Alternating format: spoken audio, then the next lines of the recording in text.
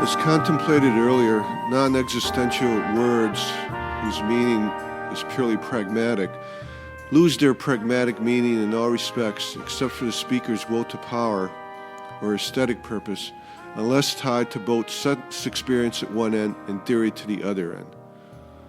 And by sense experience, I mean sense experience other than just other words, in situations where the pragmatic purpose is only a will to power or aesthetics associated with that will to power. Usually the only other sense experience is other words. Words that exist solely as words connected to other words have aesthetic value and serve the speaker's will to power to achieve power as an end in itself. Aesthetics itself can be used to achieve power if other people enjoy one's aesthetic verbiage and thus gives one power by wanting more of it or by wanting to share in that enjoyment as empowering.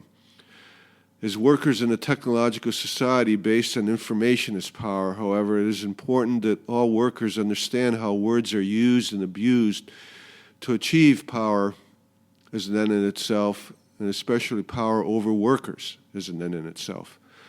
A common recent example of this type of word game con is the arguments as gender being a social construct.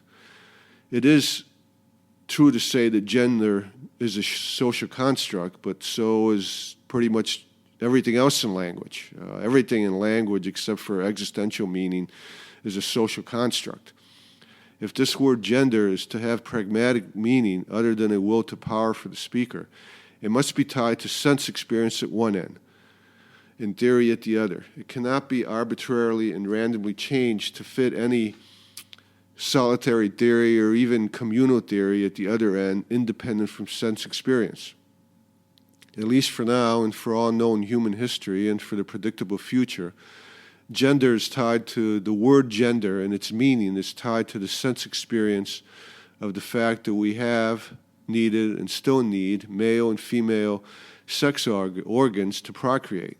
Thus, male and female gender at the end of sense experience are words whose meaning is fixed to male and female sex organs. Someday, when babies are made in test tubes and everyone is unisex with no reproductive organs, or the sex organs go the way of the appendix or tonsils, or whatever useless organ may be in the human body, gender will pretty much be anything we want the test tube to be, the test tube baby to be, so gender will lose its present meaning to become either a new meaning through new usefulness or be completely disregarded as meaningless. Until that day, until that happens, saying gender is a social construct whose meaning can be arbitrarily and randomly changed is delusional. All it does is help the will to power of the speakers who are trying to achieve certain power over the community and over others. And any associated verbiage arguing that gender can be so arbitrarily changed is the aesthetics I was contemplating, in which aesthetics serves as a will to power. A more serious example of this type of language game con is the switch during the last few decades from using behaviorism to using the term cognitive science to describe what certain areas of pseudoscience do. As psychology and psychiatry and linguistics began working together during and after World War II, they ran into the private language problems I contemplated in the previous philosophy of language episodes and in the other episodes dealing with ontology and metaphysics and knowledge. Words such as subconscious, conscious, thoughts, mind, mental states, and such words referring to what are supposed to be purely private states that are unobservable and only meaningful if used and tied to public uses, as we contemplated in private episodes, are non-scientific, have no predictive value, and thus when psychiatrists, psychologists, linguists, and similar pseudosciences began trying to become a science, the use of this non-scientific terms looked bad and made them look bad. They were faced in the situation, as Wittgenstein describes, of when words whereof one cannot speak, thereof one must be silent. Obviously, they didn't want to be silent. How do you, because they had issues they wanted to deal with and problems they wanted to solve. How do you test a subconscious thought that is an unthought thought? One cannot.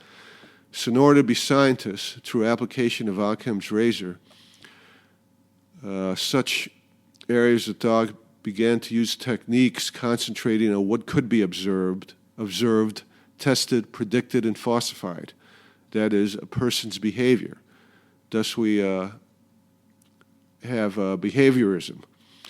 The problem with behaviorism is that its results, as is true of most of science, only gives probabilities that can be falsified. And unfortunately for behaviorism, the probabilities were only probabilities about controlling people.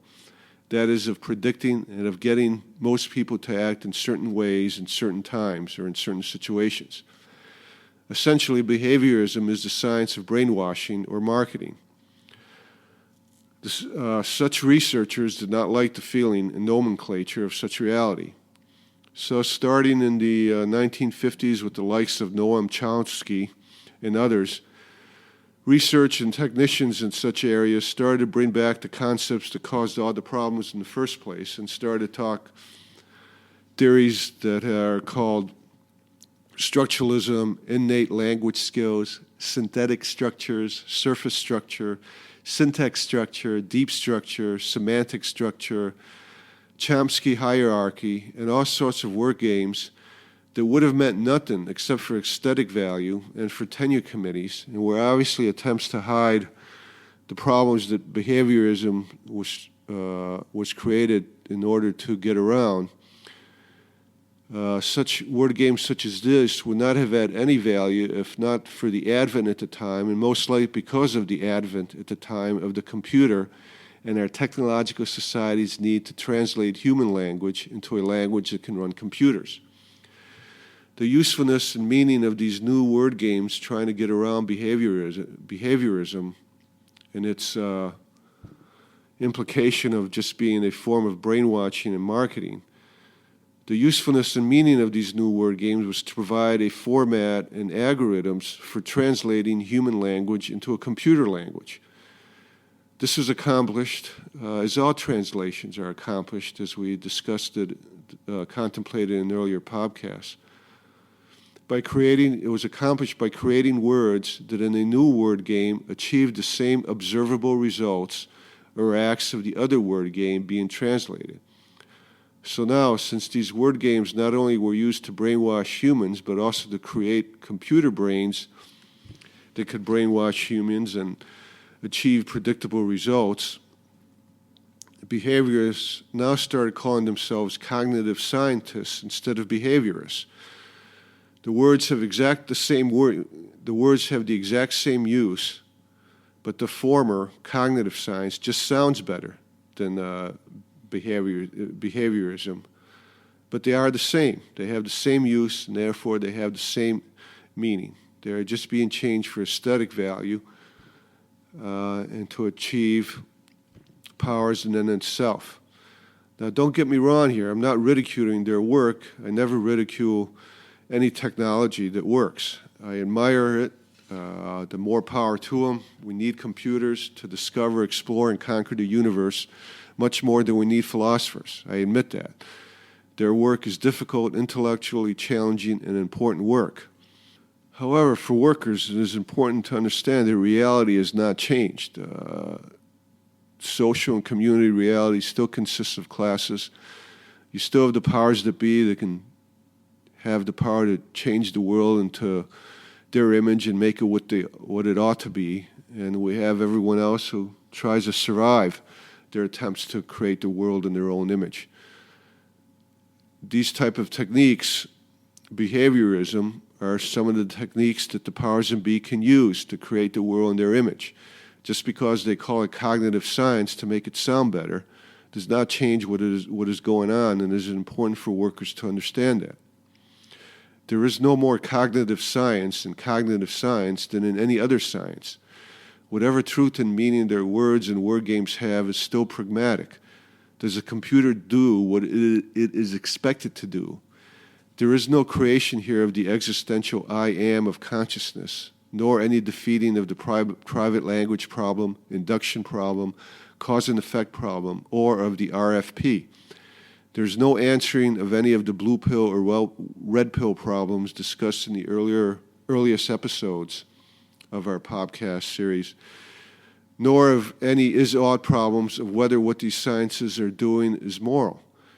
These scientists are still behaviorists, in which the usefulness of their word games is their ability to control humans to a certain degree, and now to control computers in order to achieve predictive results or whatever observable results they're trying to achieve. Calling themselves cognitive sciences is simply a word game designed to hide the empirical experience of what they're doing. It's an aesthetically pleasing word that maintains their will to power. Expecting that artificial intelligence will